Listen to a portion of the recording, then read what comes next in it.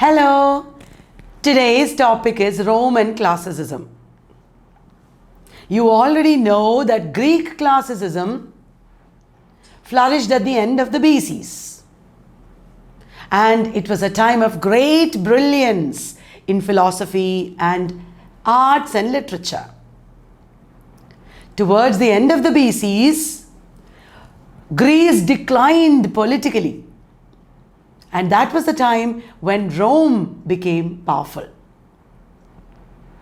At first in the BCs, Rome was a republic. What do you mean by republic? Republic is a condition when a country is ruled by a few people, oligarchy, and they are elected people. In Roman Republic, there was the first Triumvirate, that means ruled by three people, three kings. They were Julius Caesar, Pompey, and Cassius. Julius Caesar became more powerful.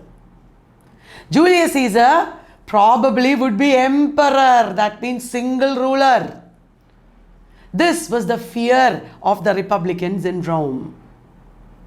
And Julius Caesar was assassinated in 44 BC, that is the year. Before he died, 10 years before he died, Julius Caesar visited Britain. And you know that Julius Caesar was assassinated by a group of Republicans led by his dearest friend Brutus. Civil war resulted. Julius Caesar's enemies, the Republicans on the one side, his supporters, Antony, Octavius Caesar, and others on the other side. Antony's side won, and the second Triumvirate is formed. That is Antony, Octavius, and Lepidus. And then what happened?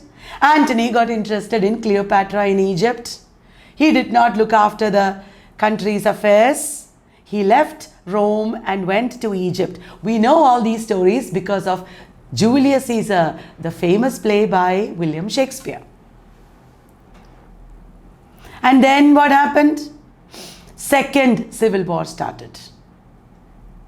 In the Second Civil War, Octavius Caesar won and he became the emperor of Rome. Only one ruler, Antony, died. And this is the story of the Roman Empire. In the Roman Empire, Roman classicism flourished. In the reign of Augustus Caesar, we can see three major writers in Rome: Virgil, Horace, and Ovid. Virgil is the author of a famous epic. Tell me the name of the epic. You can post in the comments. Of course, it is the Aeneid. The story of Aeneas, the Trojan hero, traveling and founding the city of Rome.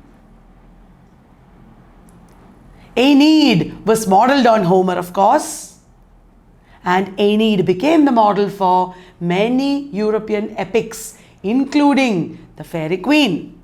Virgil was not only the author of epics. Virgil was the father of pastoral poetry. Remember Theocritus in Greece? Theocritus and Virgil are the originators of the pastoral tradition. Virgil and other writers of Rome imbibed a lot of values from Greek philosophy. For example, Stoicism. Stoicism, have you heard of it? Hamlet is a stoic hero. What do you mean by that? Stoicism is importance given to duty. Hamlet is doing his duty. Self-discipline, politics, political involvement and awareness. And another important Greek philosophical movement is Epicureanism. All of you might know what is Epicureanism. Importance given to pleasures of the present life. Why? because the present is fleeting. This moment may not remain. Tomorrow you will die. You don't know what is in store for tomorrow, isn't it? So Epicureanism says, enjoy the present moment. An extreme form of Epicureanism, which is not completely correct, is eat, drink and be merry because tomorrow you will die. You've heard of that, haven't you guys? And another philosophical movement was also there called skepticism. Skepticism, you know what it is. Skepticism, you're a skeptic. Don't be a skeptic. Doubting everything. Not believing in any greater values. That is skepticism. Related to that is cynicism. So these values of Greek philosophy were all found in Roman literature starting from Virgil. And then there is Horace. Horace is the author of odes, satires, and also criticism. Have you heard of Horatian odes? Can you tell me an example? You can post in the comment section. Horatian odes were written by Alexander Pope. Tell me the names. Moral essays, essay on man, yes. Horatian essays laugh at human follies. Horatian odes are simple, everyday life odes. They are about situations in everyday life written in a conversational style. Remember earlier there was Pindar in Greece. What did Pindar do? Pindar wrote odes that are celebratory, encomiastic. Pindaric odes are written in a formal style. Horatian odes are written in a conversational style. They are moderate. And Horatian odes were a very important influence in the 18th century in England. And Horace also wrote satires. Horatian satires are also moderate. Horatian satires laugh at people for their follies, while later Juvenalian satires attack people. Horatian satires, examples, please post in the comments. Horatian satires, example, Alexander Pope. Moral essays, essay on man. And Juvenalian satires attack people. Jonathan Swift mostly wrote Juvenalian satires.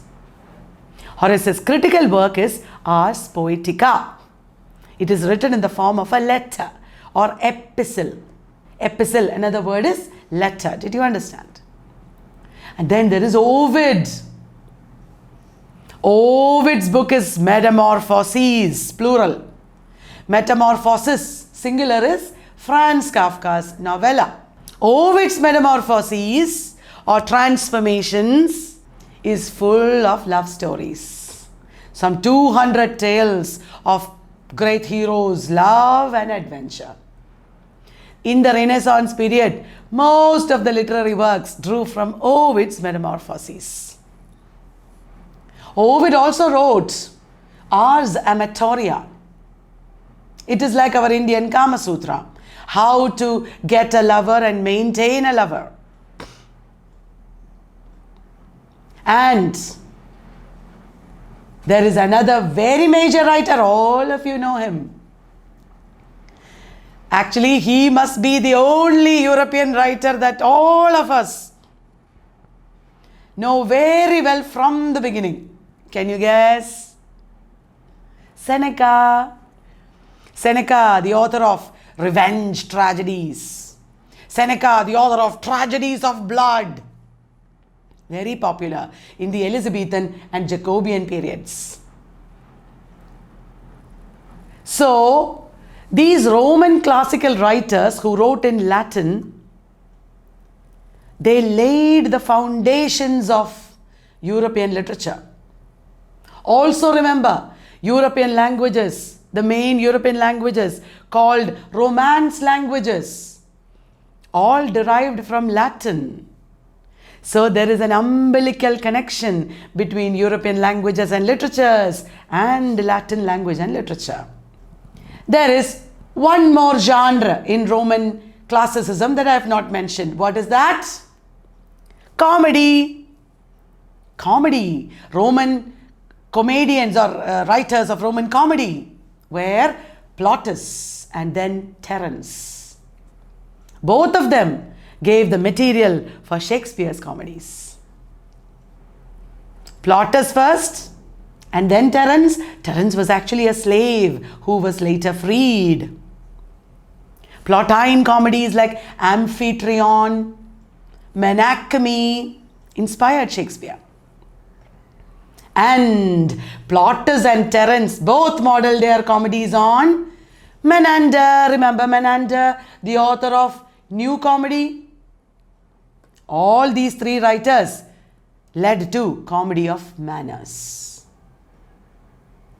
So that is a very good introduction to Roman classicism. Did you like it, guys? Reminding you, read extra. Whatever we talk about in this video, you should read extra, make your own notes, and enjoy what you study. When you study with passion and interest, you will remember forever. All the best, and meet you in the next video where we'll talk about Old English literature, the beginnings of English literature. Until then, bye-bye.